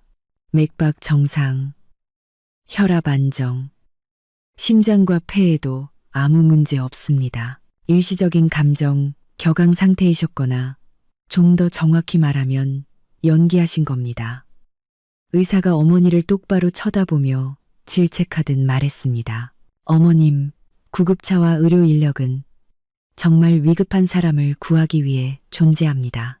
이렇게 연기를 하시면 사회적 자원을 낭비하는 것이고 다른 사람의 생명을 구할 기회를 앗아갈 수도 있습니다. 다음부터는 제발 이런 장난치지 마십시오. 어머니는 창피함에 얼굴이 새빨개져 아무 말도 못했습니다. 어머니는 고개를 푹 숙인 채 누구도 쳐다보지 못했죠. 친척들도 무안해서 얼굴을 들지 못했습니다. 방금 전까지 어머니가 죽는다고 난리치던 고모와 작은아버지는 그 자리에 얼어붙어 어쩔 줄 몰라 했습니다. 저는 앞으로 나아가 가족을 대표해 의사에게 사과하고 구급차 출동 비용을 지불했습니다. 의료진이 돌아간 후 저는 어머니와 친척들을 돌아보았습니다. 그들의 위선적인 도덕의 가면은 완전히 벗겨졌습니다. 이제 다들 보셨죠? 제가 차갑게 말했습니다. 저희 어머니 아무렇지도 않습니다. 이 모든 건 저와 서연이를 굴복시키기 위한 연극이었을 뿐입니다. 하지만 분명히 말씀드리죠. 이 연극 이제 끝났습니다. 어머니는 창피함이 분노로 변했습니다. 어머니는 벌떡 일어나 저를 손가락으로 가리켰습니다. 네가 감히 나한테 덫을 놔? 네가 의사를 불러서 온 동네 사람들 앞에서 날 망신시켜. 저는 누구에게도 덫을 놓지 않았어요. 어머니 스스로 망신을 자초하신 거죠. 제가 한치의 물러섬 없이 대꾸했습니다. 어머니가 연기하지 않으셨다면 누가 어머니를 어쩔 수 있었겠어요. 스스로를 돌아보세요. 어머니가 과연 존중받을 자격이 있는지. 거실의 공기는 무서울 정도로 조용해졌습니다. 모두가 숨을 죽이고 다음에 무슨 일이 일어날지 지켜보았습니다. 아버지께서는 어느새 안으로 들어와 계셨습니다. 아버지는 방구석 벽에 등을 기댄 채 서 계셨죠. 아버지의 눈에는 만족감이 서려 있었습니다. 아버지는 자신의 아들이 비로소 진정으로 성장했음을 알고 계셨습니다. 저는 심호흡을 하고 평정을 되찾은 후 또렷하게 선언했습니다. 어머니, 그리고 고모, 작은아버지, 이모, 방금 어머니께서 제게 3가지 조건을 거셨습니다. 이제 저도 제 3가지 조건을 말씀드리겠습니다. 어머니께서 동의하신다면 우리 가족은 다시 이야기를 나눌 수 있을 겁니다. 하지만 그렇지 않으신다면 저와 서연이는 당장 이 집에서 나가겠습니다. 어머니는 저를 외계인 보듯 눈을 동그랗게 떴습니다. 네가 감히 나한테 조건을 걸어? 네, 겁니다. 저는 어머니의 눈을 똑바로 쳐다보았습니다. 첫째, 어머니는 바로 여기서 아버지와 모든 친척들 앞에서 서연이에게 공개적으로 사과하셔야 합니다. 지난 시간 동안 저지른 자신의 잘못된 행동들을 인정하셔야 합니다. 내가 꿈을 꾸는구나. 어머니가 소리쳤습니다. 내가 시어머니인데 무슨 일로 며느리한테 사과를 해? 난 죽어도 쟤한테 사과 안 해. 그럼 그 자존심 지키고 사세요. 제가 차분하게 말을 이었습니다. 둘째, 앞으로는 저희 부부의 경제 문제와 자녀 양육 방식에 절대 간섭하지 마세요. 저와 서연이의 월급은 저희가 관리합니다. 저희 아이는 저희가 낳았으니 과학적인 방식으로 저희가 알아서 가르치고 키울 겁니다. 어머니의 낡고 시대에 뒤떨어진 생각을 손주에게 강요하지 마세요. 친척들이 웅성거리기 시작했습니다. 제가 너무 건방지다고 생각하는 듯 했지만 저는 신경 쓰지 않았습니다. 저는 제 아내와 아이의 행복을 위해 싸우고 있었습니다. 그리고 셋째, 제가 한 글자 한 글자 힘주어 말했습니다.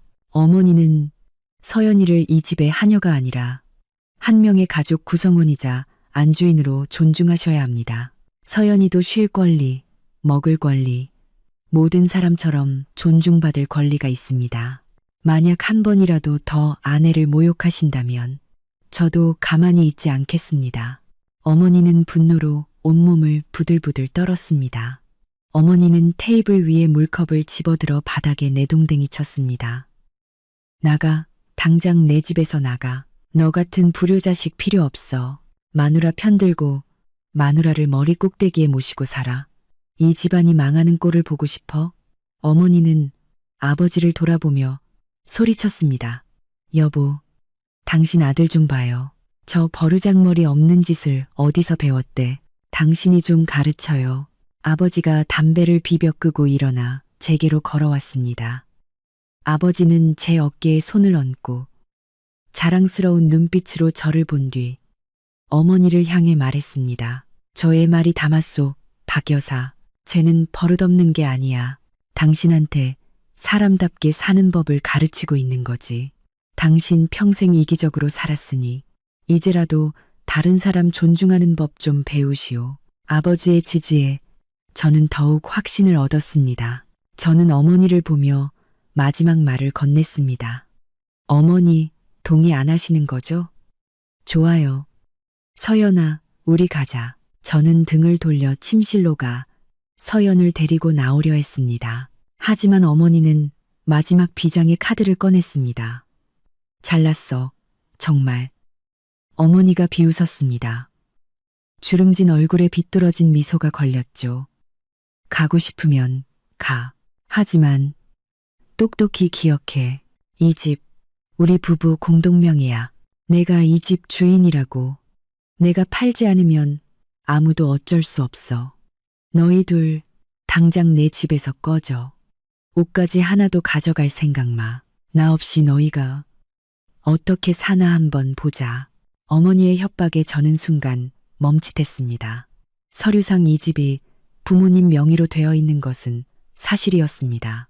하지만 집을 살 때 들어간 돈은 바로 그때 아버지께서 조용히 자신의 침실로 들어가셨습니다. 잠시 후 아버지는 낡고 누렇게 변한 서류철을 들고 나오셨습니다. 아버지는 테이블로 걸어가 어머니와 친척들 앞에 서류철을 던졌습니다. 이 집이 당신 거라고 했소? 아버지가 차갑게 물었습니다. 눈 똑바로 뜨고 이게 뭔지 잘 보시오. 어머니는 의심스러운 눈초리로 서류철을 흘끗 보았습니다. 어머니는 서류철을 집어들어 펼쳤습니다. 첫 장에는 양가 부모님의 서명과 함께 주민센터에 직인이 찍힌 손으로 쓴 문서가 있었습니다. 어머니의 얼굴색이 급격하게 변했습니다. 붉어졌다. 창백해졌다가 종이장처럼 하얗게 질렸죠. 어머니의 손이 떨리더니 서류철을 바닥에 떨어뜨렸습니다. 이게. 어머니는 말을 잇지 못했습니다. 호기심에 가득 찬 작은아버지가 서류를 주어 큰 소리로 읽었습니다. 차용증. 채무자 김철수, 박정숙, 채권자 이웅재, 한미경 서연 부모. 채권자는 채무자에게 아파트 구입 자금으로 금 1억 원을 이자 없이 무기한으로 대여함. 거실에 있던 모든 사람이 경악했습니다. 모든 시선이 방금 침실에서 나와 제 옆에 조용히 서 있던 서연에게로 쏠렸습니다. 아버지가 그 문서를 손가락으로 가리키며 또렷하게 말했습니다. 당신, 우리가 이 집 살 때 돈이 얼마나 있었는지 기억나. 당신 통장에는 고작 300만 원이 있었고 민준이 결혼 예물이 전부였어. 나머지 1억 원은 사돈댁에서 시골 땅 팔고 과수원 팔아서 우리한테 빌려주신 돈이야. 자식들 살 집 마련해 주려고. 당신은 남의 돈을 받고 이렇게 버젓이 차용증에 서명까지 해놓고 감히 이 집이 당신 거라고 큰 소리를 쳐. 아버지는 경멸 어린 눈으로 아내를 보았습니다. 지난 몇 년간 사돈댁에서 빚독촉 한 번 안 한 건 딸과 사위를 아껴서 자식들 편안하게 살게 해주고 싶어서였어. 그런데 당신은 어땠지? 그 돈이 제 돈인 양 모른 척하고 그 돈으로 산 집에서 남의 집 귀한 딸을 그렇게 못 살게 굴었어. 당신 부끄럽지도 않소. 박 여사. 어머니는 넋이 나간 사람처럼 소파에 주저앉았습니다. 어머니가 수년간 애써 감춰온 비밀이 백일하에 드러난 것이죠. 어머니는 더 이상 변명할 말이 없었습니다. 저는 서연을 보았습니다. 아내는 고개를 숙이고 있었고 눈에서는 다시 눈물이 흐르고 있었습니다. 저는 아내가 이 일이 드러나는 것을 원치 않았다는 것을 알았습니다. 시부모님 체면이 깎일까봐 두려워했던 것이죠. 아내의 부모님은 딸을 위해 모든 것을 희생했는데 딸은 이런 고초를 겪고 있었습니다. 저는 아내의 손을 꽉 잡았습니다. 가슴이 찢어지는 듯 했죠. 아, 그랬구나.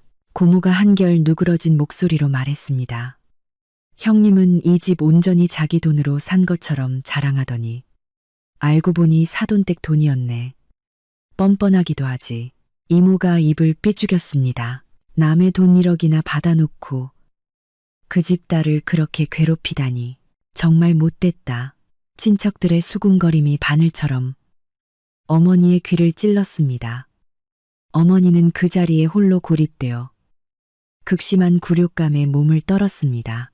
친척들의 태도는 바람 앞에 촛불처럼 빠르게 변했습니다. 서연이 사실은 부잣집 딸이며 부모님이 딸을 위해 1억 원을 선뜻 내줄 만큼 여유가 있다는 것을 알게 되자 그들의 시선은 완전히 달라졌습니다. 서연을 시골뜨기, 굴러온 돌 취급하며 경멸하던 태도에서 온갖 아첨과 칭찬으로 돌아섰습니다.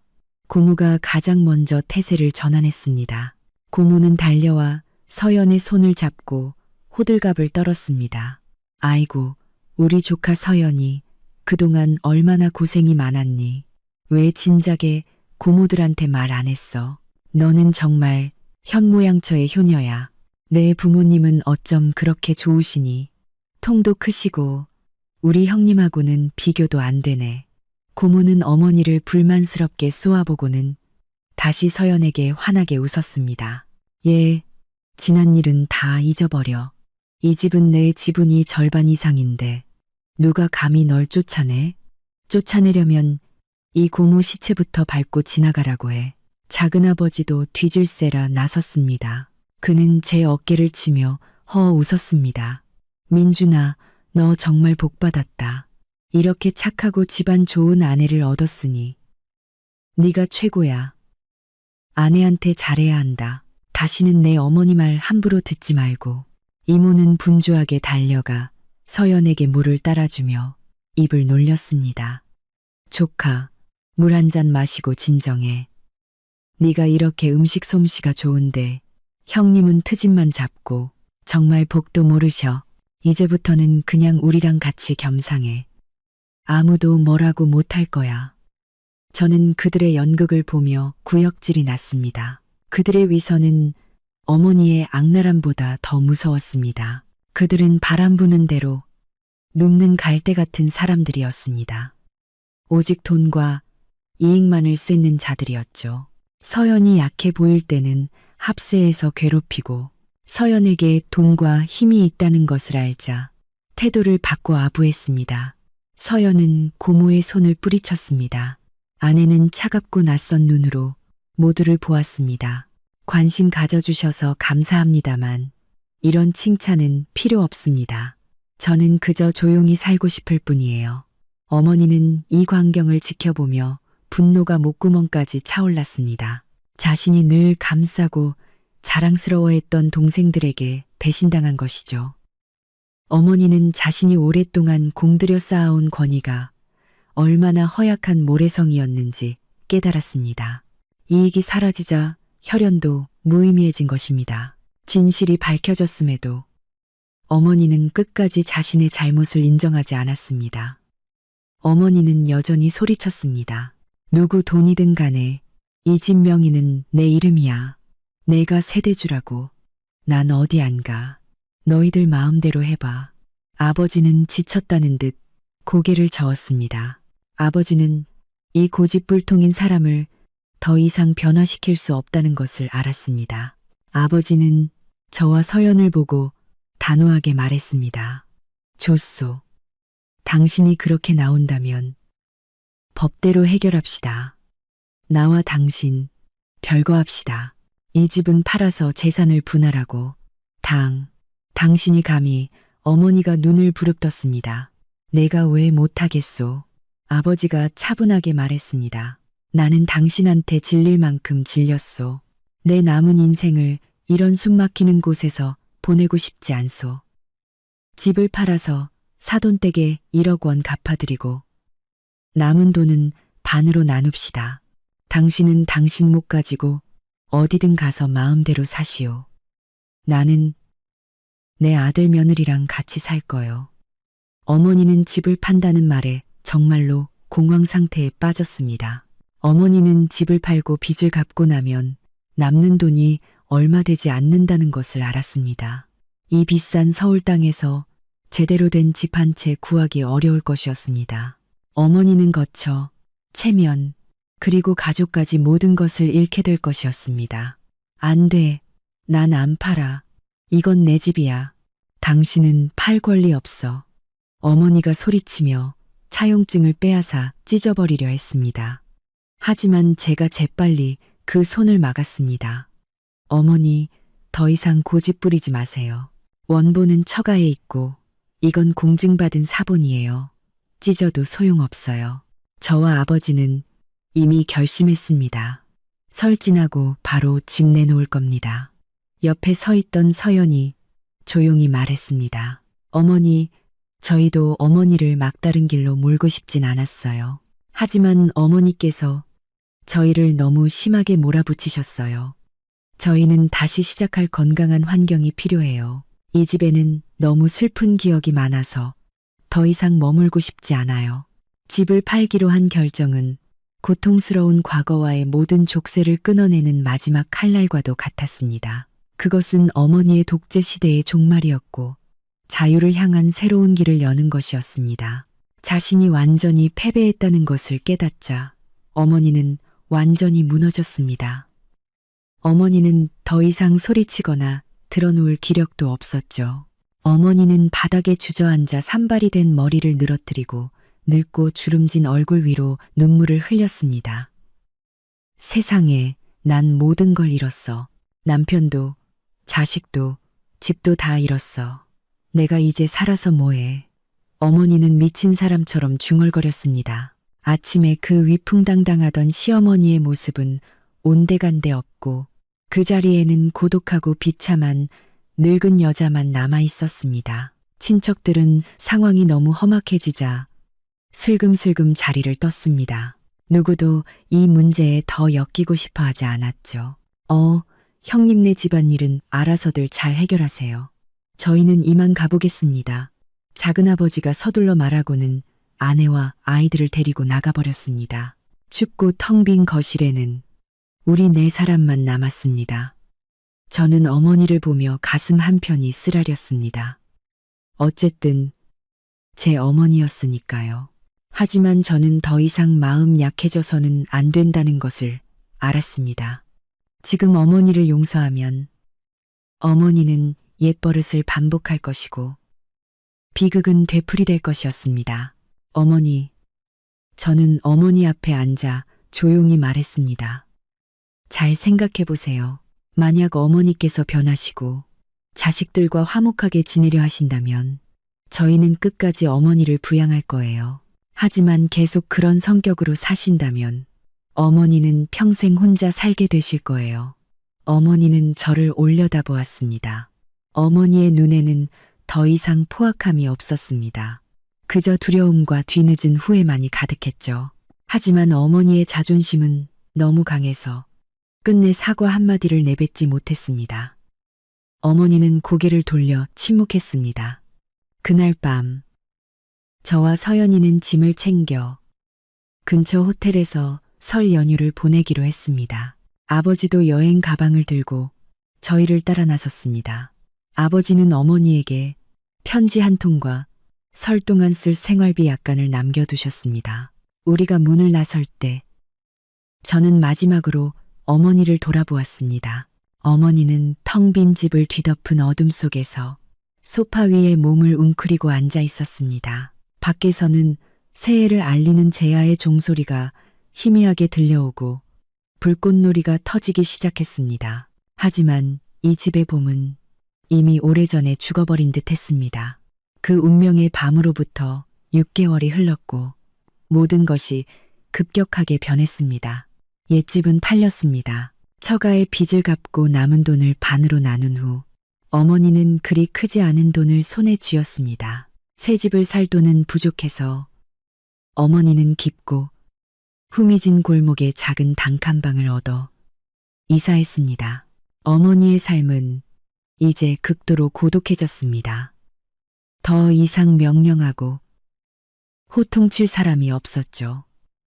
이웃들은 모두 가난한 노동자들이었고 어머니의 화려했던 과거에는 관심이 없었습니다. 어머니는 하루 종일 집안에서 텔레비전을 친구 삼아 지냈습니다. 가끔 친척들에게 전화해 하소연했지만 모두가 바쁘다는 핑계로 전화를 끊었습니다. 그들은 어머니가 돈을 빌릴까봐, 귀찮게 할까봐 두려워했습니다. 한때 여왕처럼 군림했던 박 여사는 이제 후회 속에서 외롭게 살아가는 괴팍한 노인이 되었습니다. 한 번은 제가 어머니를 찾아갔는데 식어 빠진 컵라면을 먹으며 눈물을 뚝뚝 흘리고 계셨습니다. 어머니는 저를 보고 무언가 말하고 싶어 했지만 이내 입을 다물었습니다. 어머니가 우리를 몹시 그리워한다는 것을 알았지만 자존심이 고개 숙이는 것을 허락하지 않는 듯 했습니다. 아버지께서는 나눠받은 돈과 따로 모아두신 돈을 합쳐 저희 부부가 사는 곳 근처의 작은 아파트를 얻으셨습니다. 아버지는 즐거운 독신 생활을 만끽하셨습니다. 아침에는 공원에서 운동을 하시고 오후에는 동네 어르신들과 장기를 두셨죠. 웃음이 많아지셨고 얼굴색도 훨씬 좋아지셨습니다. 아버지는 마치 젊은 시절로 돌아간 것처럼 자유롭게 누구의 눈치도 보지 않고 살게 되어 행복하다고 하셨습니다. 저희 부부도 새 아파트를 장만했습니다. 옛집만큼 넓지는 않지만 사랑과 온기가 가득한 공간이었죠. 서연은 예전의 밝은 미소를 되찾았습니다. 아내는 더 이상 누군가를 위해 새벽부터 일어나 밥을 할 필요가 없었습니다. 자기가 좋아하는 음식을 만들고 원하는 대로 집을 꾸미며 자유를 누렸죠. 저 또한 완전히 변했습니다. 저는 아내와 모든 것을 나누고 아내를 지킬 줄 아는 남편이 되었습니다. 더 이상 두려워하거나 나약하게 굴지 않았습니다. 가정의 행복은 존중과 평등 위에서 세워져야 한다는 것을 깨달았으니까요. 또다시 설날이 찾아왔습니다. 올해 우리 집의 설날 풍경은 예년과 완전히 달랐습니다. 새 아파트에는 향긋한 향내음이 은은하게 퍼졌습니다. 차례상 위에는 서연이 정성껏 준비한 과일들이 예쁘게 놓여 있었죠. 분홍빛 복숭아꽃이 활짝 피어 희망찬 새해를 알리는 듯 했습니다. 아버지께서 아침 일찍 오셨습니다. 아버지는 멋진 양복을 차려입으셨고 얼굴은 환하게 빛났습니다. 아버지는 보미에게 세뱃돈을 주시며 저희 부부에게 새해에는 사업 번창하고 오래오래 행복하라고 덕담을 해주셨습니다. 두 사람 항상 서로 사랑하고 양보하고 존중하며 살거라. 지난 해의 슬픈 일들이 미래를 방해하게 두지 마라. 가족이 최고다. 얘들아. 서연은 감동해서 아버지의 손을 잡고 눈물을 글썽였습니다. 아버님, 감사해요. 아버님 덕분에 저희가 오늘 이렇게 행복할 수 있었어요. 아버님은 저희에게 영원히 존경하는 아버지세요. 우리는 따뜻한 설날 아침 식사를 위해 식탁에 둘러앉았습니다. 예전처럼 20가지나 되는 화려한 음식은 없었습니다. 떡국, 잡채, 동그랑땡 같은 소박한 음식 몇 가지가 전부였죠. 하지만 이 식사는 예전의 그 어떤 진수성찬보다 만 배는 더 맛있었습니다. 자유와 행복이라는 양념으로 만들어졌기 때문입니다. 저희는 시골에 계신 장인, 장모님께 영상 통화를 걸었습니다. 외할아버지, 외할머니는 화면 너머로 환하게 웃으시며 온 가족에게 새해 인사를 건네셨습니다. 즐거운 웃음소리가 모든 거리감을 지우며 울려 퍼졌습니다. 저는 아버지와 딸과 함께 즐겁게 웃고 있는 아내를 보며 감사한 마음으로 가슴이 벅차올랐습니다. 저는 낡고 썩은 것들을 모두 휩쓸어가고 그 자리에 행복의 새싹이 돋아나게 해준 그날의 폭풍에 마음속으로 감사했습니다. 그날 오후 저와 서연이는 보미를 데리고 할머니를 찾아뵙기로 했습니다. 아무리 그래도 핏줄은 끊을 수 없는 법이니까요. 저희는 어머니에게 잘못을 바로잡고 손녀를 볼 기회를 드리고 싶었습니다. 초라한 단칸방 문 앞에 서 있는 저희를 보고 어머니는 아이처럼 목 놓아 울었습니다. 어머니는 보미를 와락 껴안고 더듬거리며 사과했습니다. 할머니가 미안하다. 할머니가 다 잘못했다. 얘들아, 이 할미를 용서해다오. 저와 서연은 서로를 보며 미소 지었습니다. 아마도 진짜 봄은 이제야 우리 대가족에게 찾아오기 시작한 것 같았습니다. 용서와 관용은 아무리 깊은 상처라도 결국 아물게 할 것입니다. 끝까지 시청해 주셔서 진심으로 감사합니다. 다음 영상에서 다시 뵙겠습니다.